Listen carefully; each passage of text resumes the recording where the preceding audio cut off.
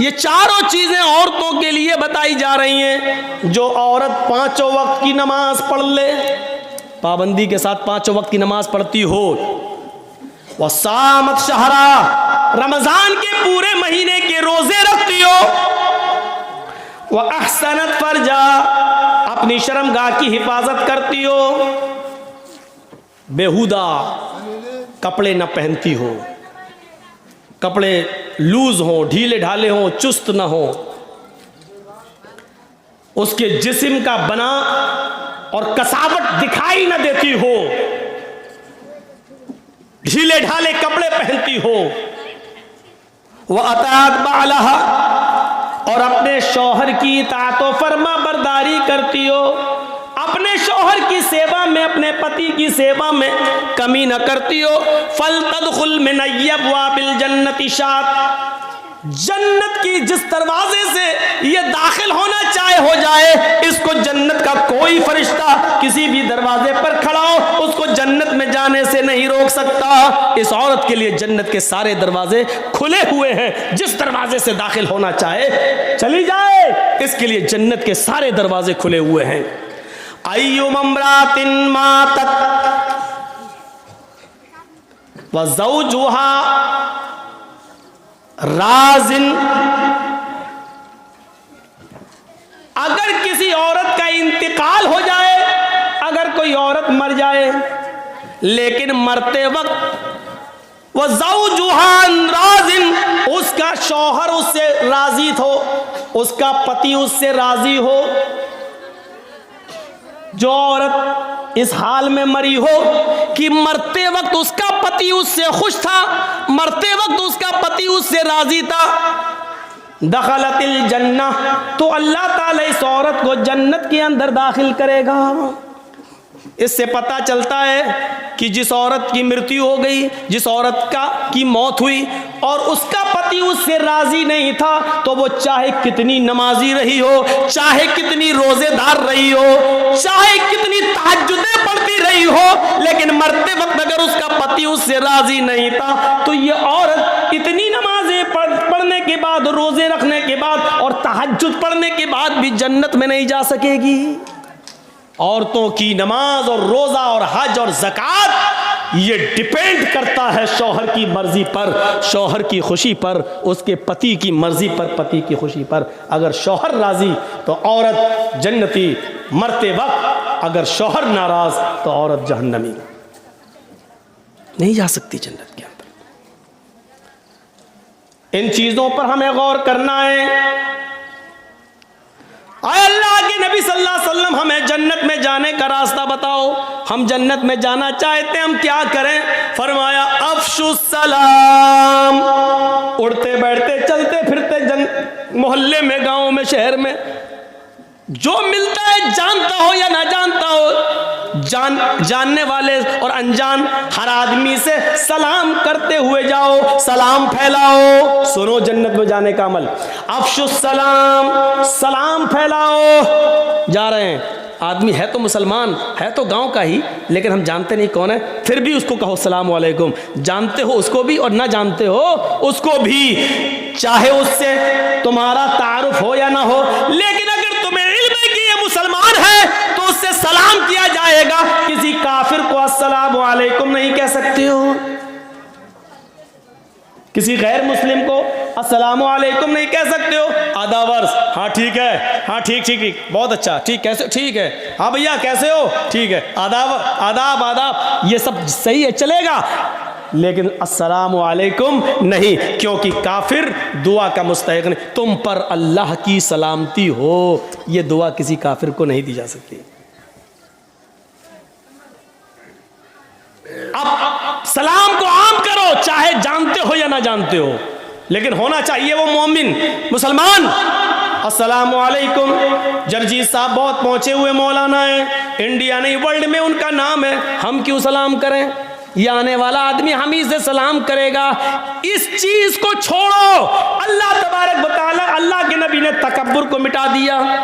जानने अनजाने वाले सबको तुम सलाम करो। हाँ इतना जरूर है, छोटा बड़े को सलाम करे, छोटा युसल्लिमु सगीर अलल कबीर, छोटा बड़े से सलाम करे। अब छोटे आदमी को अकल नहीं है, नहीं बड़ा सलाम करा तो बड़ा भी सलाम कर सकता है। अल्लाह के रसूल तो बच्चों से भी सलाम करते थे। तो पहली चीज सलाम के उसूल समझ लो, हमेशा छोटा आदमी बड़े को सलाम करेगा, लेकिन अगर छोटा सलाम नहीं कर रहा है तो बड़ा सलाम करने में पहल कर सकता है, कोई हर्ज की बात नहीं। छोटा बड़े को सलाम करेगा, पैदल चलने वाला और एक आदमी वहां से मोटरसाइकिल से या साइकिल से आ रहा है तो अर्राकिब युसल्लिम अलल माशी, तो जो सवारी पर आ रहा है, सवारी पर चलने वाला पैदल चलने वाले से सलाम करेगा। अदब देखिए, घमंड तोड़ा अल्लाह तबारक अल्लाह के रसूल ने। पैदल चलने वाले को मामूली मत समझो, तुम सवारी पे आ रहे हो तुम सलाम करो पैदल चलने वाले से। बड़ी गाड़ी वाला छोटी गाड़ी वाले से सलाम करेगा। हम जर्जी साहब यहाँ बाइक से जा रहे हैं और उधर कोई फोर व्हीलर से आ रहा है तो फोर व्हीलर वाला सलाम करेगा मोटरसाइकिल पर चलने वाले को। छोटा बड़े को सलाम करेगा, सवार पैदल को सलाम करेगा। हाँ, अगर जानते हो कि इस आदमी से सलाम की उम्मीद नहीं है तो पैदल चलने वाला भी सवार आदमी से सलाम कर ले। अगर जानता है बड़ा आदमी है तो सलाम करेगा नहीं, चलो हम ही सलाम कर लें, ऐसी सूरत में कर लो, कोई दिक्कत की बात नहीं है। लेकिन उसूल और ज़ाब्ता यही है कि छोटा बड़े को सलाम करे, सवार पैदल को सलाम करे। फरमाया अफ़शुस सलाम, सलाम को आम करो। वातिमुत्ताम, हर भूखे को खाना खिलाओ, चाहे वो तुम्हारे दरवाजे पर मांगने आया हो या कुछ लोग ऐसे हैं जो भूखे हैं लेकिन शर्म की वजह से तुमसे मांग नहीं पा रहे हैं। उनका पता लगाओ कि वो कौन है, उनको ढूंढो और पता लगाओ इन्होंने खाना खाया या नहीं, उनको अपने घर पे लाओ। तो शर्म लग रही है, आपको मालूम है कि वो लोग बड़े खुददार हैं, मांगेंगे नहीं लेकिन भूखे हैं, तो अपने घर से खाना ले जाकर उनके घर ले जाकर पहुंचाओ। अतिमुत्ताम, भूखों को खाना खिलाओ। वसलुल अरहाम, रिश्तेदारियों को जोड़ो। आपको मालूम है ये मेरी खाला है, ये भांजा है, भांजा खाला से नाराज है, ये दोनों सगी बहनें आपस में नाराज हैं, ये फला गली का लड़का या फला हमारी गली के लड़के से नाराज है। ये रिश्तेदारियों में फर्क है।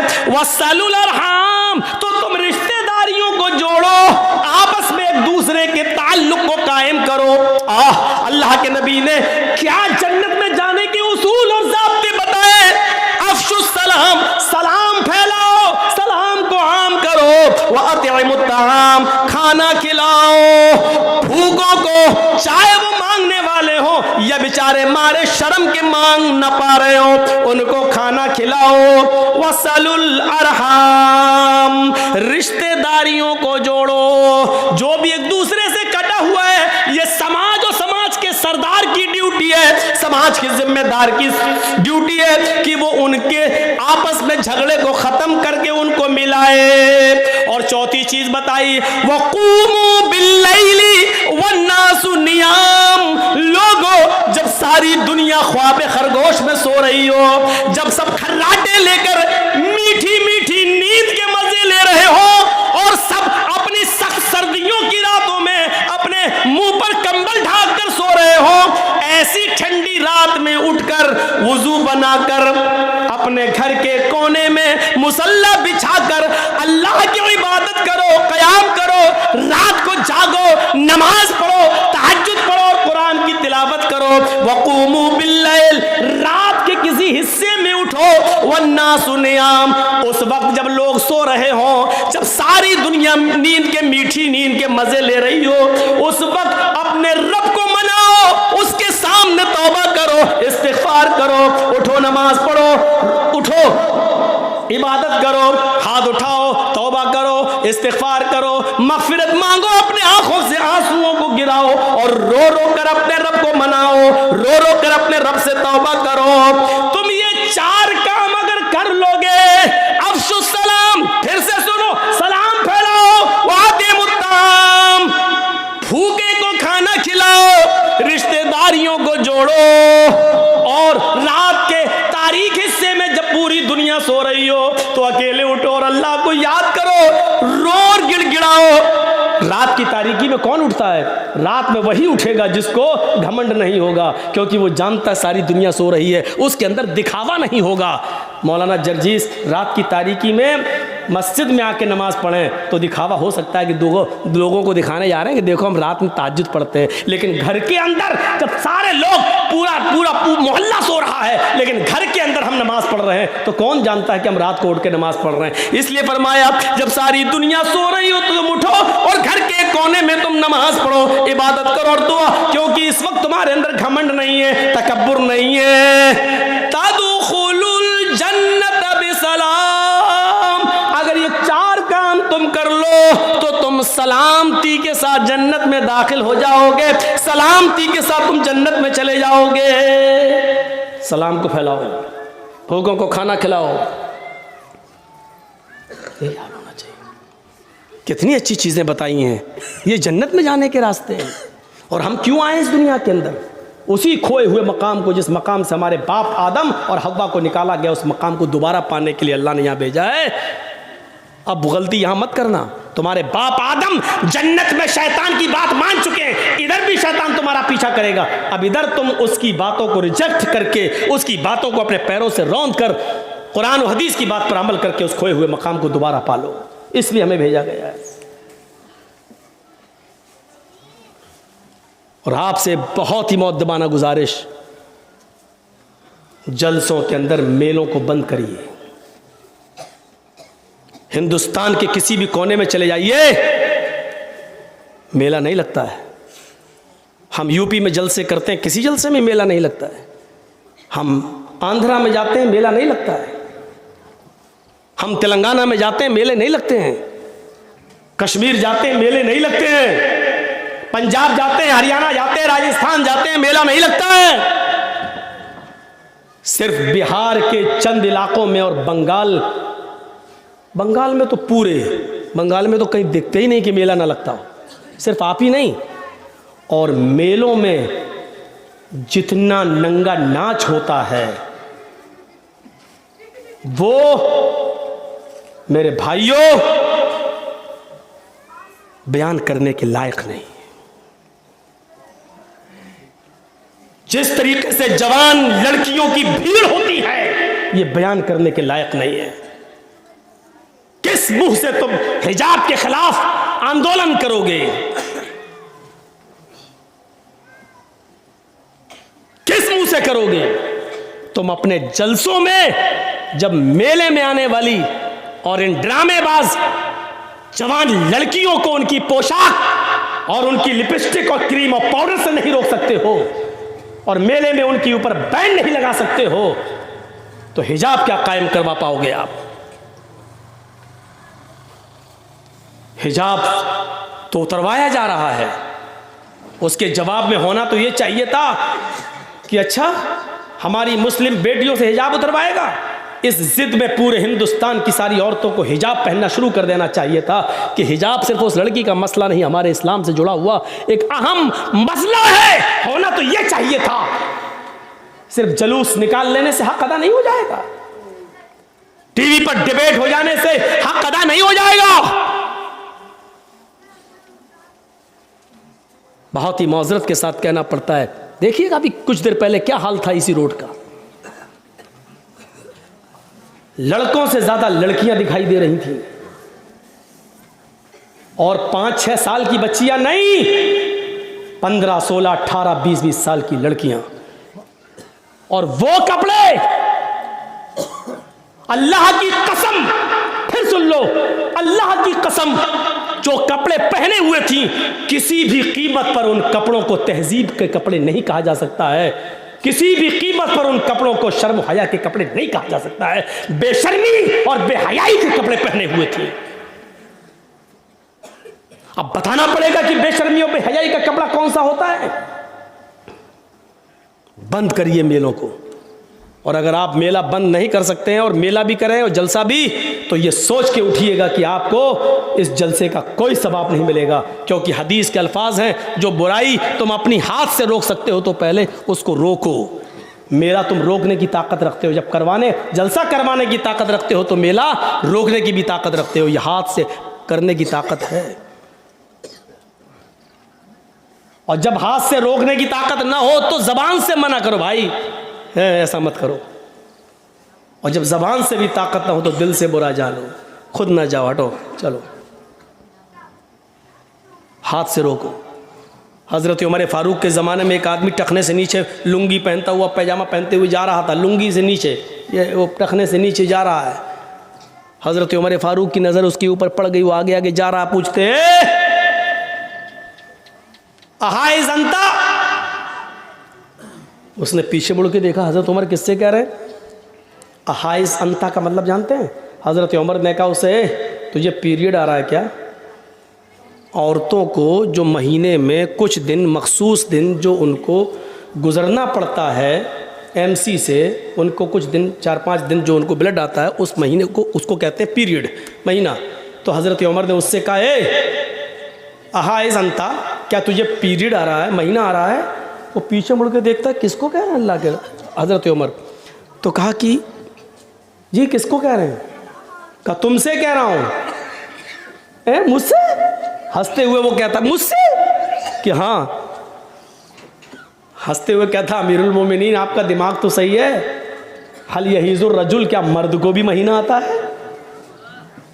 देखिए सवाल क्या किया उसने, हल यहीजुर रजुल, क्या मर्द को भी पीरियड आता है? तो हज़रत उमर ने कहा, क्या मर्द भी टखने से नीचे पैजामा पहनता है? यानी टखने से नीचे कपड़ा पहनने का हुक्म तो अल्लाह के रसूल ने औरतों को दिया है। नीचे इतना नीचा कपड़ा हो, इतनी नीची शलवार हो, इतनी नीची साड़ी हो कि ज़मीन की मिट्टी को छूते हुए जाए, ज़मीन की मिट्टी से चिपक कर जाए, ज़मीन पर लटकती हुई जाए, उसकी चप्पल भी नज़र नहीं आनी चाहिए। यह है औरत का पर्दा। टखने से नीचा कपड़ा तो अल्लाह के रसूल ने औरत को पहनने का हुक्म दिया है, और तुम टखने से ऊपर पहने हुए हो, तुम टखने से नीचे पहने हुए हो, यानी औरतों वाला कपड़ा पहने हो, औरतों वाला काम कर रहे हो। जब कपड़ा पहनने में, पैजामा पहनने में जब औरतों वाला काम इस्तेमाल कर सकते हो, तो हो सकता है कि तुम्हें महीना भी आ रहा हो। जेब सिक्कीन, छुरी लाओ, और छुरी से उसका पैजामा काट दिया। उसने कहा अमीरुल मोमिनीन मैं घर पे छोटा कर लूँगा। कहा नहीं, उसका पैजामा वहीं से काट दिया और कहा कि सुनो, अल्लाह के नबी ने फरमाया जब कोई बुराई अपनी आँख से देखो तो अपने हाथ से दूर करो। मेरे अंदर हाथ से दूर करने की ताकत थी। कौन है इसका जिम्मेदार? कौन करेगा?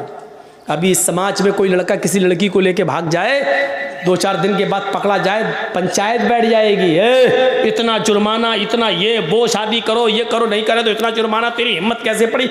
सब गांव के सरदार बैठ जाएंगे। एक लड़का लड़की को लेके भागता, पंचायत बैठ जाती है।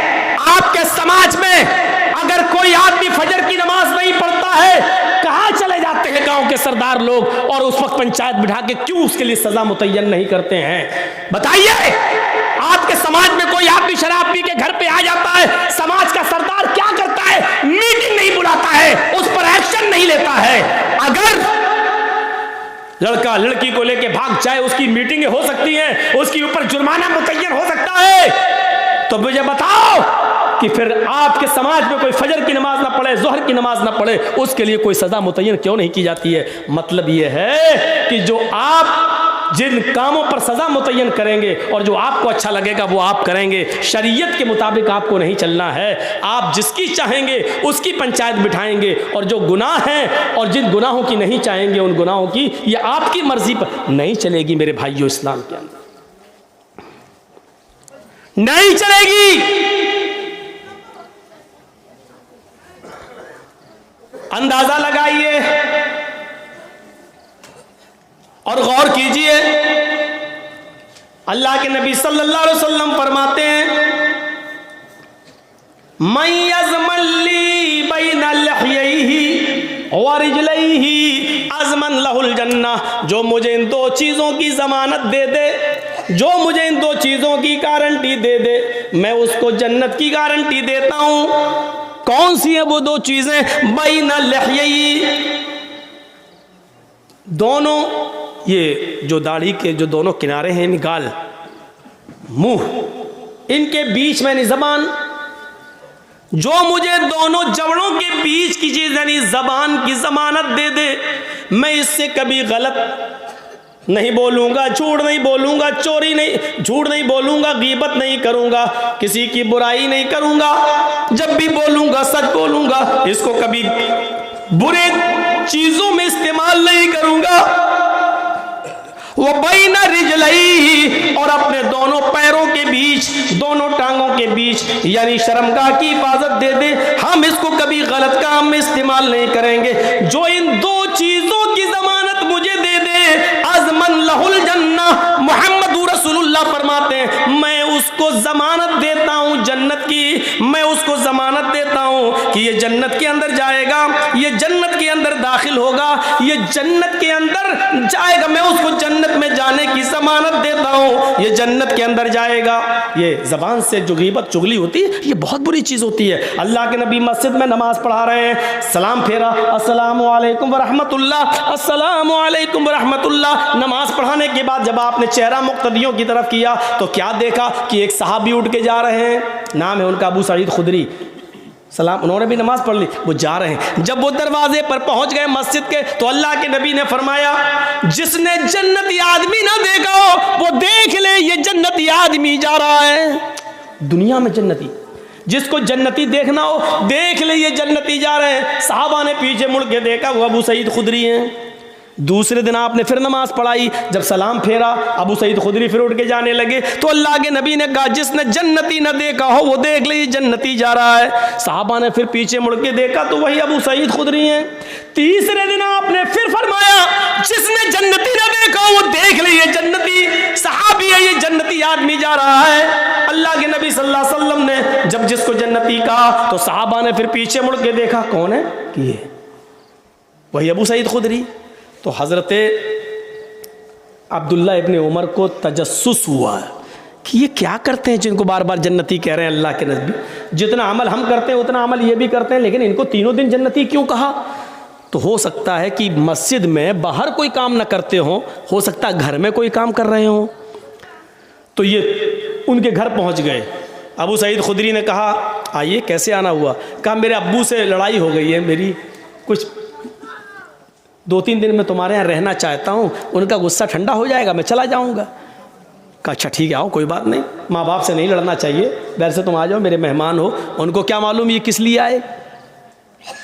उन्होंने कमरा दे दिया उनको। अब वो अब्दुल्ला इब्ने उमर उनके को देख रहे हैं कि घर में ये कौन सा अमल करते हैं।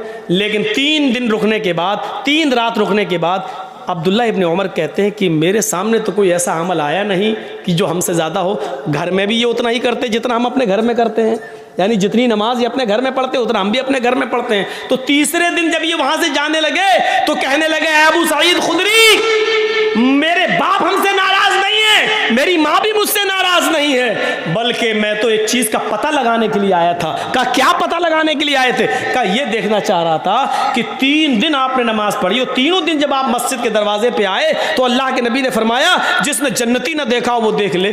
तो तीनों दिन आप ही रहे। मैंने सोचा कि पता नहीं हो सकता घर में कुछ कोई अमल करते हो, लेकिन मैंने देखा कि आपके अमल हमारे अमल से ज़्यादा नहीं है। जितना हम घर में करते हैं उतना आप करते हैं, जितना हम बाहर करते हैं उतना आप भी करते हैं, लेकिन जन्नत में आप जा रहे हैं और किसी को अल्लाह के रसूल नहीं कह रहे हैं, सिर्फ आपसे कह रहे हैं, क्या मामला है।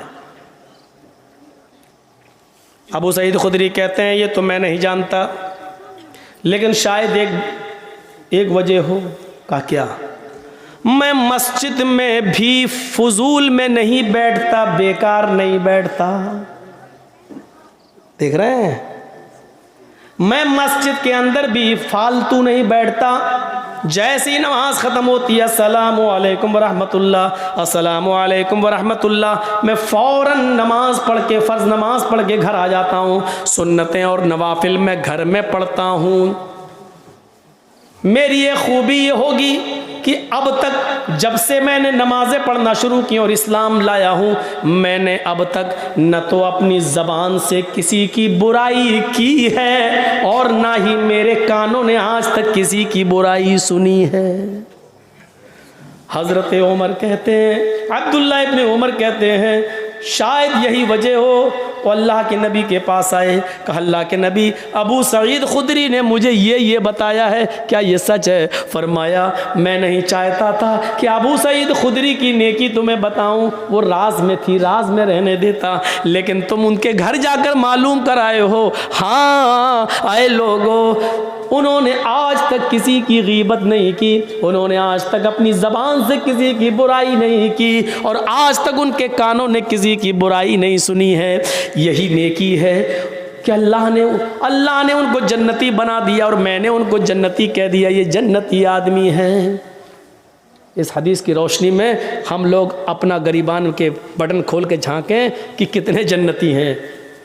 अभी यहाँ से जाते जाते और घर तक पहुँचते पहुँचते भी किसी न किसी की बुराई कर ही देंगे। और इस मामले में हमारे दाएं बाएं जो बैठी हुई हैं हज्जने चौधराना, ये मोहल्ले की औरतें ना, ये तो अम्मा है बातों की, इनको तो अवार्ड मिलना चाहिए। एक पेड़ के नीचे दो औरतें जोर जोर से बातें कर रही थी। अचानक एक आम ऊपर से टूटा और नीचे गिरा। एक औरत कहने लगी, ये अचानक कैसे गिर गया, ये गिरा कैसे? दूसरी औरत बोलने ही वाली थी कि इतने में आम खुद बोल पड़ा, तुम दोनों की बातें सुन सुन के हम पक गए इसलिए गिर गए। यानी औरतें इतना बोलती हैं कि आम तक उनकी बातें सुन के पक जाते हैं। ये चुप रह ही नहीं सकती है। ऐसा ट्रांजिस्टर, ऐसा रेडियो है इसका। कभी कभी आप देखिए स्कूल में भी जाएंगी सहेलियों के साथ तो पीछे बाइक वाला हॉर्न ही मारता रहेगा, इनको हॉर्न नहीं सुनाई देगा बातों के आगे। जन्नत इसीलिए फरमाया अल्लाह के नबी ने, इत्तलातु फिल जन्नती फराइतु अक्सर अहलिहाल फुकराउ। बुखारी शरीफ की हदीस, वत्तलातु फिन्नार फराइतु अक्सर अहलिहान निसाउ।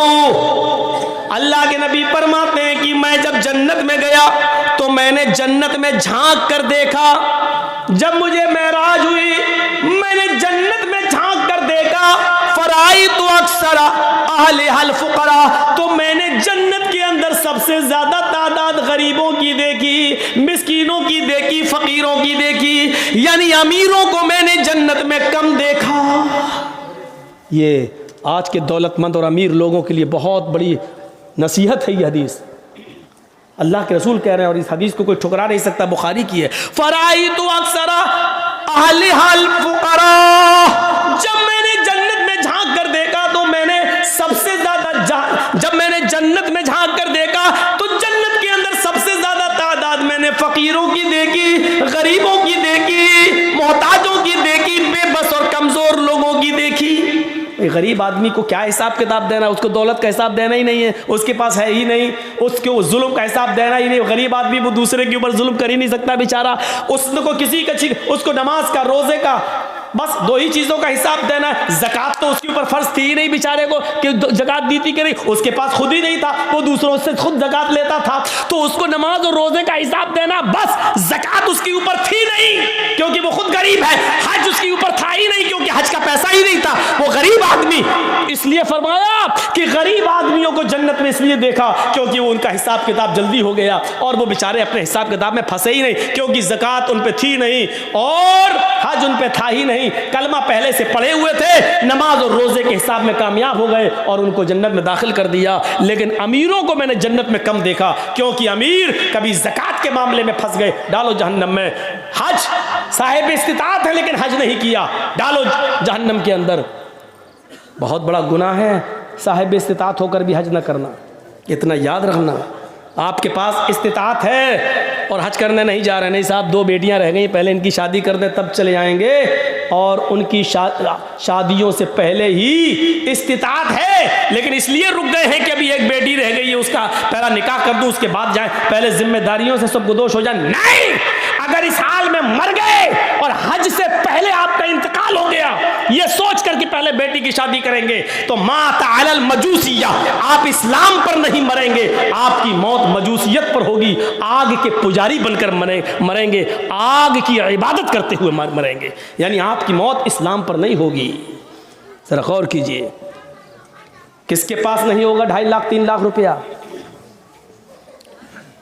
3.5 लाख रुपया अगर है, साहब मैं शादी करना है बेट, ये शादी और जहेज़ ये सब झमेले तो हमने खुद पाले, शरीयत में तो नहीं है कि इतना जहेज़ दो, शरीयत में तो ये है कि जो दहेज मांगता है वो इंटरनेशनल भिखारी है।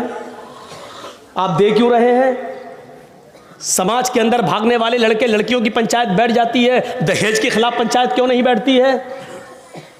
साहब हमारे गांव में कोई आदमी दहेज देगा अपनी लड़की को तो उस पर भी एक्शन लिया जाएगा, कोई आदमी अगर दहेज लेगा तो उस पर भी एक्शन लिया जाए। क्यों नहीं होती है पंचायतें?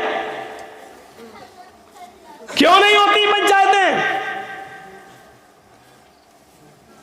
सिर्फ चंद चीजों की आप बैठकें करेंगे। हमने किसी को मारा, आप सरदार साहब फैसला करेंगे गांव के, क्यों मारा, चलो तुम इसको मारो या इतना पेनाल्टी दो। लड़का दहेज मांग रहा है, हम मोटरसाइकिल दे रहे हैं, इस लड़के की और देने वाले आदमी की जिसने अपनी बेटी को दहेज में शादी में बाइक दी है, मोटरसाइकिल दी, उनकी पंचायत क्यों नहीं बैठती है? बैठना चाहिए। इत्तलातु फिल जन्नती फराइतु अक्सर अहली हाल फुकरा, मैंने जन्नत में जब झांक कर देखा तो मुझे अक्सर फकीर, गरीब, बेबस, मजबूर लोग नजर आए। जन्नत के अंदर गरीबों की तादाद हमने ज्यादा देखी, अमीरों की तादाद हमने कम देखी। अब दूसरा टुकड़ा, वत्तलातु फिन्नार, हमने जहन्नम में जब झांक कर देखा, अभी तो जन्नत हो गई, अल्लाह के नबी फरमाते वत्तलातु फिन्नार, जब हमने जहन्नम में झांक कर देखा, फराइतु अक्सर अहलिहा निसा, तो जहन्नम में जलने वालियों में मैंने सबसे ज्यादा औरतों को देखा। जहन्नम में सबसे ज्यादा मैंने औरतों की तादाद देखी। जलसों में भी मेला देखने आओगी तो क्या होगा? जलसों में भी हाफ हाफ आस्तीनों के कपड़े पहनकर आओगी तो क्या होगा? जलसों में भी लिपस्टिक को क्रीम लगाकर और अतर लगा के आओगी तो क्या होगा? अलमरातु इज़ा इस्तातरत फमर्रत बिल मजलिस, इतर तो बहुत बड़ी चीज हो गई, खुशबूदार कोई भी चीज लगा ले, चाहे तेल ही क्यों ना हो। जिस औरत ने तेल, खुशबूदार कोई चीज अपने जिस्म पर लगा ली, बालों में खुशबूदार तेल ही क्यों ना लगा लिया, डाबर आंवला ही क्यों ना लगा लिया, जिससे खुशबू आती है, इतना सा तेल सर में खुशबूदार कोई चीज लगा ली, फमर्रत बिल मजलिस, और वो निकल जाए सड़क पर, निकल जाए रोड पर, निकल जाए मजलिस में, लोगों के बैठने की जगह या लोगों के चाय पीने की जगह या मेले ठेले या बाजार में जहां मर्द बैठे हो उस रास्ते से निकल जाए। अल्लाह के नबी फरमाते फमर्रत बिल मजलिस फहिया कज़ा व कज़ानिया ज़ानियत व ज़ानियता ज़ानियता, अल्लाह के नबी फरमाते हैं बस गुजर जाए, खुशबूदार कोई चीज लगाकर निकल जाए, फमर्रत बिल मजलिस, गुजर जाए, फहिया कज़ा व कज़ा, वो ऐसी है, वो ऐसी है। फिर आपने खुद ही बता दिया, आनी अज़ानियता ज़ानियता ज़ानियता, वो बदचलन है, वो बदचलन है, वो बदचलन है, वो बेहया है, वो बेहया है, वो बेहया है, गुजर जाने वाली बेहया है। बात नहीं करे, सलाम न करे, कुछ न करे, सिर्फ चली जाए तो बेहया है, और बैठ जाए बात करे, सामान खरीदे, लड़कों से भी बात करे, वो कौन हुई? चलो ये आपके सोचने के लिए छोड़ देता हूँ, हम बोलेंगे तो आप शायद कल हमें बैठने भी दो, इतना बुरा बोलता है हमारी माँ बहन बेटियों को, हम नहीं बोलेंगे। आप सोचो, जब गुजरने वाली ये हो गई तो बात करने वाली, चोंच चलाने वाली, लड़कों के साथ घूमने वाली कौन हुई? और मैंने बताया था शायद मौजमपुर के अभी जलसे के अंदर कि भाभी अपने सगे देवर के साथ भी उसकी बाइक पर बैठकर कलियाचक नहीं जा सकती है, और साली अपने बहनोई के साथ उसकी बाइक पर बैठकर स्कूल नहीं जा सकती है। कहाँ पड़े हो आप? कहाँ हो? हम अपने घर में हैं, हमारी बीवी घर में है, और अचानक हमारी साली आ जाती है, हम अपनी बीवी के साथ बैठ के खाना खा रहे हैं, बीवी ने बहन को बुला लिया, आओ तुम भी बैठ जाओ खाना खा लो। जर्जीस साहब अपनी बीवी की मौजूदगी में भी साली के साथ खाना नहीं खा सकते हैं, और उस साली को इजाज़त नहीं कि अपनी बहन की मौजूदगी में भी वो मेरे साथ खाना खाए। कहाँ पड़े हो? बीवी की इजाज़त है फिर भी जायज़ नहीं है। बीवी मौजूद है फिर भी साली बीवी की बहन की मौजूदगी में बहनोई के साथ खाना नहीं खा सकती है। यहाँ तो बाइकों पे घूम रही है मालदार कलिया चाय। शर्म हमें मगर नहीं आती। साहब हिजाब हिजाब हिजाब क्या है? अरे ये तो पॉलिटिकल मुद्दा है, 10 मार्च के बाद सब बंद हो जाएगा। ये पॉलिटिकल मुद्दे नहीं है, ये हमारे इस्लाम का एक हिस्सा है। अय अली, जब मेरा इंतकाल हो जाए तो मुझे दिन के उजाले में दफनाने मत जाना। ज़ुहर के बाद मेरी मिट्टी मत करना, असर बाद मेरी मिट्टी मत करना, मगरिब के बाद मेरी मिट्टी मत करना। ईशा की नमाज के बाद जब काफी अंधेरा हो जाए तब मुझे कब्रिस्तान में ले जाना, तब मुझे दफन करना। ये कौन कह रहा है? फातिमा कह रही हैं। किससे कह रही हैं? अपने पति से, अली से। आए अली, मैं नहीं चाहती कि मेरे मुर्दा जिस्म पर पड़े हुए कफन पर भी किसी गैर मर्द की नजर पड़े। मुर्दा जिस्म पर पड़े हुए कफन पर भी गौर से सुनो, मेरी बहनों गौर से सुनो, मेरी बेटियों गौर से सुनो, मेरी माँ गौर से सुनो, मेरे मरे हुए मेरे मुर्दा जिस्म पर पड़े हुए कफन पर भी किसी गैर मर्द की नजर पड़े। मैं ये भी नहीं चाहती। एक तरफ तो मुर्दा मरने के बाद वैसे ही सारे अहकाम खत्म, मुर्दा जिस्म पर कफन, उस कफन की क्वालिटी और कलर सफेद और वाइट रंग का। लेकिन मैं नहीं चाहती हूं कि कफन से लिपट जाऊं तब जब मेरा चेहरा भी छिपा हुआ हो और मुझे ले जाया जा रहा हो तो चेहरा तो छिपा है, पैर हाथ सब छिपे, फिर भी कफन तो नजर आ रहा है। मैं नहीं चाहती कि मेरे मुर्दा जिस्म पर पड़े हुए कफन पर भी नजर किसी मर्द की नजर पड़े। मोहम्मद रसूलुल्लाह की बेटी ये कह रही है, फातिमा ये कह रही है, जब रात का अंधेरा हो जाए, इतनी रात हो जाए कि सफेद रंग का कफन भी रात की तारीकी में दिखाई न दे, तब मुझे रात के अंधेरे में कब्रिस्तान ले जाना और आप मुझे कब्र के अंदर उतारना। आप सबसे पहले मुझे मिट्टी देना। मेरे प्यारे साथियों, गौर करो, ये मसले को एक तूफान बनाया जा सकता है कि शौहर बीवी को गुस्ल दे सकती है या नहीं, बीवी मरने के बाद शौहर को गुस्ल दे सकती है या नहीं। लेकिन फातिमा कह रही है, आए अली, मेरे इंतकाल के बाद आप मेरे बदन को हाथ लगाएंगे, आप मुझे गुस्ल देंगे, मैं आपके हाथ से नहाना पसंद करूंगी, मुझे आप गुस्ल दीजिएगा। हजरत अबू बकर सिद्दीक की जब बीवी का इंतकाल होता है, अबू बकर सिद्दीक का जब इंतकाल होता है तो अबू बकर सिद्दीक को उनकी बीवी ने गुस्ल दिया। अबू बकर सिद्दीक का जब इंतकाल होता है तो उनको उनकी बीवी ने गुस्ल दिया, और फातिमा का जब इंतकाल होता है तो उनको उनके शौहर हजरत अली ने गुस्ल दिया। ये झमेले अपने अपने मसलकों के एतबार से किए जा सकते हैं कि गुस्ल देना जायज है कि नाजायज है, लेकिन अगर नाजायज होता तो अबू बकर को उनकी बीवी गुस्ल न देती और हजरत अली फातिमा रज़ी अल्लाह ताला अन्हा को गुस्ल न देते। मेरे भाइयों, ये पर्दा है, इस पर्दे को आप लाइए और नाफिज कीजिए, तब जाकर हिजाब के खिलाफ एहतजाज करो तो अच्छा भी लगता है यार, अच्छा भी लगता है। हमारी बेटियां तो बेपर्दा घूम रही हैं, हम एहतजाज कर रहे हैं और हिजाब के फेवर में बोल रहे हैं। शर्म आनी चाहिए, शर्म आनी चाहिए। ऐसे ही वो छोटे छोटे बच्चे 2 साल 3 साल 5 साल के हैं, या पैदा होते ही जो मर गए, माँ बाप को बड़ा दुख होता है। ओह, 4 लड़कियों के बाद एक बेटा मिला और वो भी 2 साल की उम्र में चला गया, 3 साल की उम्र में चला गया, 4 साल की उम्र में चला गया। क़यामत के दिन जिन्होंने अपने बच्चों के इंतकाल पर सब्र किया होगा, इन्ना लिल्लाहि व इन्ना इलैहि राजिऊन, और वावेला मचाकर नहीं रोए होंगे, ना माँ ना बाप, ऐसे बच्चे क़यामत के दिन अपने माँ बाप को जन्नत में ले जाएंगे।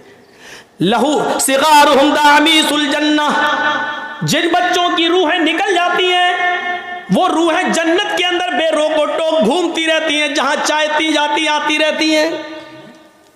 क़यामत के दिन जब हिसाब किताब होगा तो अल्लाह ताला इन बच्चों के माँ बाप को, जिनके माँ बाप ने गुनाह किए होंगे, उनको जहन्नम में जाने का फरमान सादिर कर देगा, जाओ इनको जहन्नम में फेंक दो।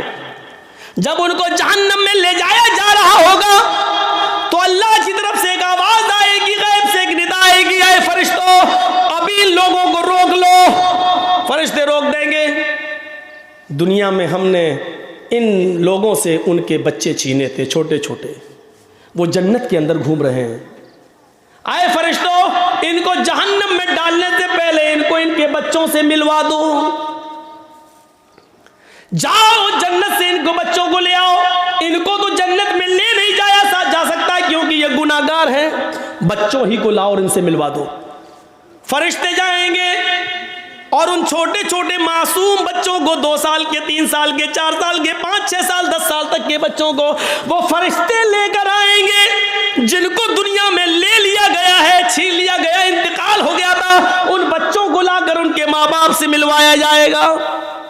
बच्चे बड़े खुश होंगे अपने माँ बाप को देखकर। बताया जाएगा तुम्हारे माँ बाप हैं, तुम छोटेपन में ही तुम्हें उठा लिया गया था, ये तुम्हारे माँ बाप। वो उनके गले लगेंगे, मिलेंगे, चिपकेंगे। उनको क्या मालूम कि मेरे माँ बाप को जहन्नम में जाने का हुक्म हो गया।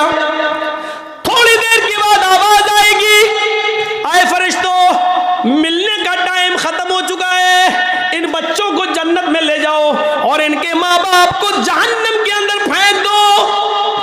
जब ये छोटे छोटे बच्चे ये सुनेंगे कि मेरे माँ बाप गुनाहगार थे और इनको जहन्नम में ले जाया जा रहा है, ये आवाज सुनकर फलम याखुज़हा बिसौबिहिमा, वो बच्चे फौरन जब ये देखेंगे कि मेरे माँ बाप को जहन्नम में जाने का मुद्दा सुना दिया गया है, खबर दे दी गई है, तो वो अपने माँ बाप के दामन को पकड़ लेंगे, अपने माँ बाप के कमीज को, चादर को जो ओढ़े होंगे वो पकड़ लेंगे। फलम याखुज़हा, फिर वो उसको नहीं छोड़ेंगे।